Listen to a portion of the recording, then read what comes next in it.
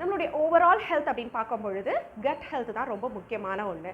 So cut அப்படின்னு வரும்போது அதை பாதுகாக்கணும்னா குட் கட் பாக்டீரியாவோட குவாலிட்டி அண்ட் குவான்டிட்டி நல்லபடியாக இருக்கணும்.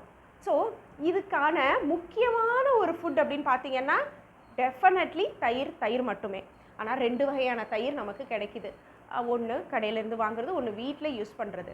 கடையில் வாங்குகிற தயிரை பற்றி முதல்ல சொல்லிடுறேனே. கடையில் வாங்குகிற தயிர்னு பார்த்தீங்கன்னா 3-4 ஸ்ட்ரெயின்ஸ் ஆஃப் பாக்டீரியா தான் அதில் ஆட் பண்ணியிருப்பாங்க.